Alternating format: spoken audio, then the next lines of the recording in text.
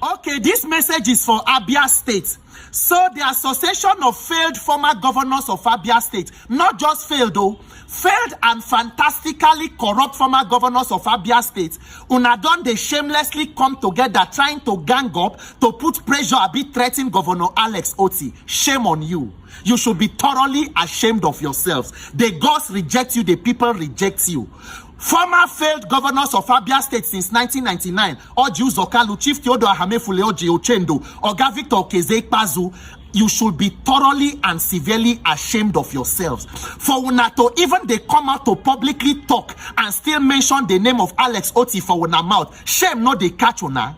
The thing where they talk say 2 heads are better than 1. Your 3 heads put together for 24 years. What you people could not give to your people. One man don't come they do them in a space of less than 4 years. Instead of you to hide yourself, bury your head in shame and go into political extinction. Una still get mind, they come out. They talk about politics for Abia and mentioning the name of Alex Otti. This is not just a shame to Ndi Abia, it is a shame to Nigerians. If Nigeria is not a country that rewards criminality, that rewards corruption and criminality, una self go come out still they talk. Unfortunately, that is the reality. A country where the association of past criminals no go want make any good thing come to the people. But on this case of Alex Otti, you will be ashamed because shame go catch una. Alex Otti is on a divine assignment. Even the deputy speaker of the failed 10th National Assembly House of Reps, that one self they run him out like fairly use grinding engine, this and that. Una still they talk about governance and leadership in Abia State. On a normal day in Nigeria, they're supposed to build a museum for failed and corrupt politicians where citizens go the view for free to look at what the SI unit of monumental failure can look like. Abia State, all of us, they go there now. We they see and we know the before and the after. Now, which one we go talk? Now, which one we no go talk? Shena the Okezekpazu own. Where for Channels TV, they talk, say, to give pregnant women about 500 naira when they born. Where be saving the Channels TV interviewer, Madam Mokpego, she said she shocked for waiting she hear. I be the one where governor go the boss say part of the investment where don't bring. Now say Chicken Republic, I be fast food self don't come the state. Ori Buruku Lenshio. Hey! Ori Buruku PLC. Abina the one has Senator Uzokalu. He don't tell Nigerians what exactly was the ruling of the Supreme of the case of corruption where carry him go prison before he went to Supreme Court. What was the verdict of the Supreme Court? The judgment. The judgment said this person did not commit this allegation. Abi the judgment was that the judge who gave the verdict at the lower court did not have jurisdiction at the time. What exactly was the ruling in that judgment? Unfortunately, Nigerians do not read. Nigerians do not pay attention. So anybody fit come out publicly try to bamboozle people. This is a shame and a tragedy. Abia State where be saying that God do deliverance for him people because the thing where Abia experienced under una hand, we not sure even the children of Israel been seeing for Pharaoh hand when they been there Egypt. Yet when still they come back, the person who is trying to give some semblance of leadership to his people, when they threaten them, you they do this, you they do that. Pharaohs of Abia, let Abia people go. You see this Governor Alex Otti, so he's on a divine assignment. And by the grace of God, he go complete them to the glory of God and to the good of Abia people. And shame go catch everybody where they try to put pressure there. So association of past criminals with present criminals, we won't work with the past ones to truncate good for Abia State, allow Governor Alex Otti to continue his divine mandate for his people in Abia. Now this re-election of Alex Otti, night Abia people go no say all of us we are Ndi Abia. Yes, and nothing go happen. Now we not go no say Governor Alex Otti self no say no be him gets himself. He cannot even say he does not want to run because not be him they run. Now we Abia people and we Abia in diaspora, all of us are not the Abia by association. We are the ones running through Alex Otti. And as far as you continue to stay on the side of God and your people, you go succeed. Anybody trying to come in front of Alex Otti to stop him, it be like you they try to stop a moving train. The gods reject you, the people reject you. Association of failed leaders, corrupt and criminal politicians and leaders, wherever when are they, go and continue to enjoy the loot where when I don't thief. The one where when I don't thief, she never reach. This level of brazen criminality, is it not enough? Allow the people to experience a little of governance. If you go Kogi, if you go, that is the story around Nigeria, where corrupt politicians will come out and rub it on your faces. Like say we no get brain abi, we know they see. Ndi Abia, by the time election reach, abi re-election, Alex Oti with what he has done no even need to campaign. Wetin we go do is voter mobilization, and at that time now they go know say Abia State and Alex Oti is a national project. Any governor wey good na our governor. We are Nigerians and nothing go happen. This country we no die here, we live here. What is good they go talk say good, what is bad is bad. Failed former governors, focus on your all progressives affliction. Focus on the cause and plague where we na hold for hand, where we na dey manage. Allow Abia State to have peace, to have prosperity, and to make progress. Let Governor Alex Oti complete his God-given mandate to the glory of God and to the benefit of Ndi Abia. Former failed governors and leaders, pharaohs of Abia, let Ndi Abia go. My name is Peter for Abia. Alex Oti, I want to make something very clear to you guys. Has nothing to do with my personal life. In fact, those people coming out to attack me, maybe you're just beginning to know Doris now. You're lucky that I'm still going through stress with Crystal Carrefour, because I would have answered you guys one after the other. That is who Doris. If you like, let the media team pay 100 commenters to come and attack me, or 100 skit makers to come and attack me. It's your business, not my business. I stand on what I said.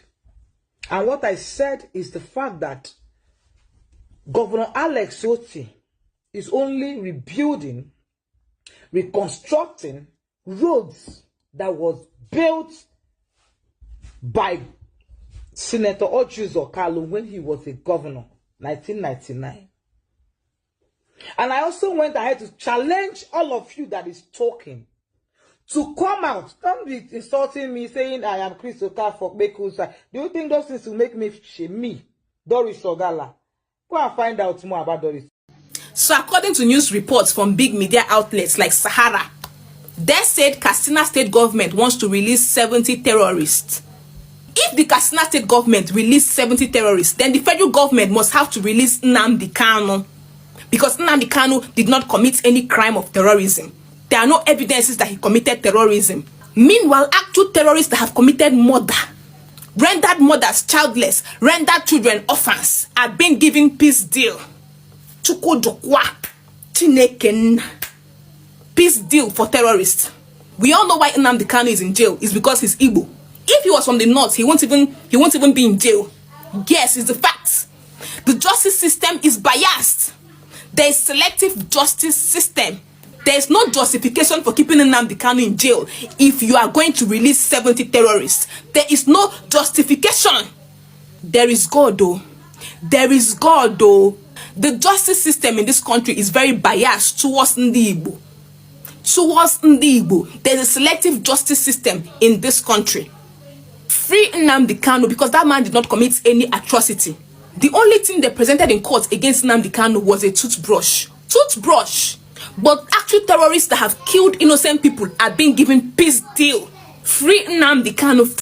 When a country pays to be believed, and the savior is now part of the transaction, you already know the truth is in trouble. So Nigeria did not hire a security company. Nigeria hired a story, and the people who claim to save Christians are now being paid to rewrite the suffering.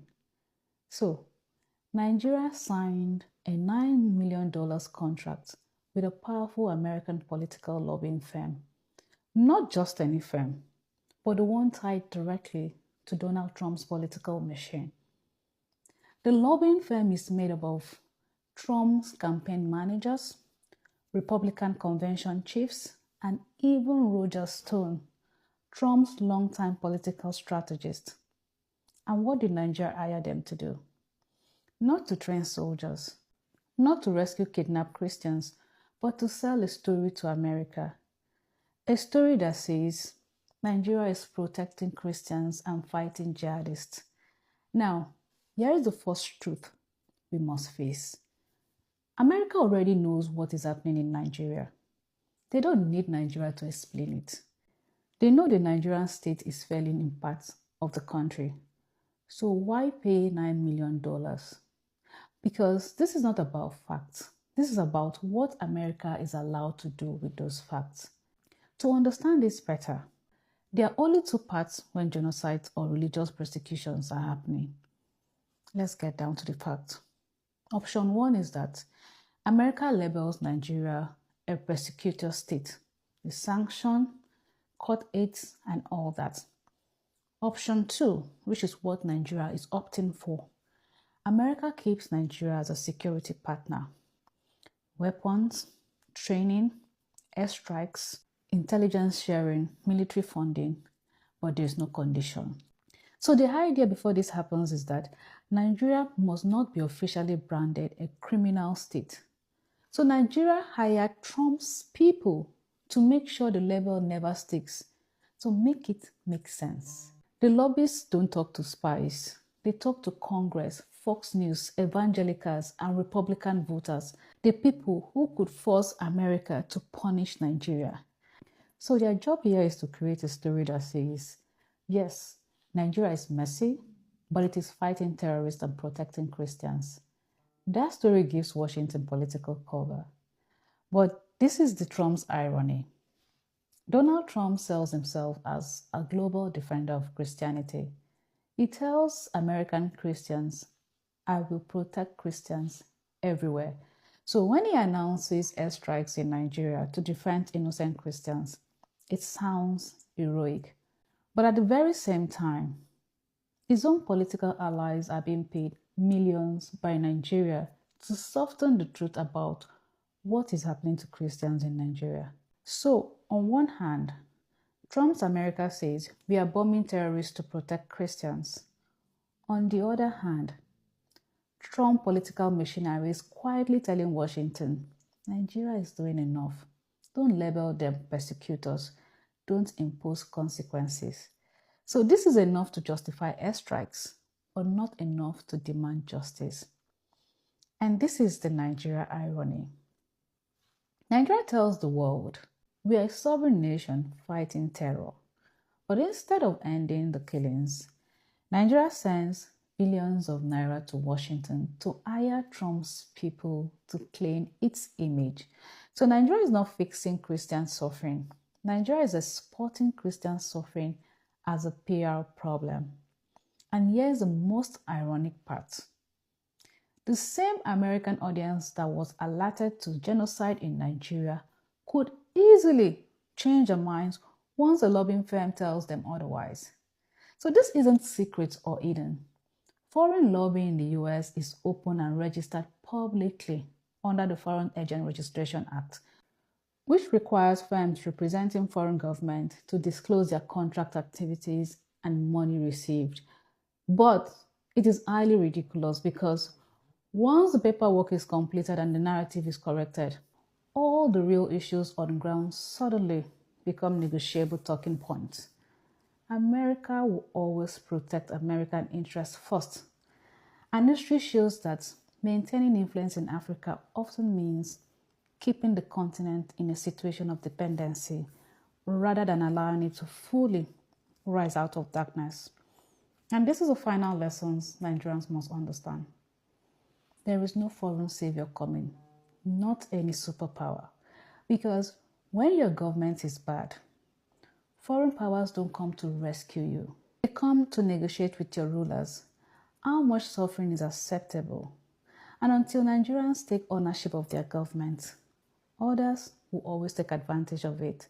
Because in this world, there is no superheroes for badly governed nations, but only citizens brave enough to change them. It is the truth at the time. Take care and have a nice day.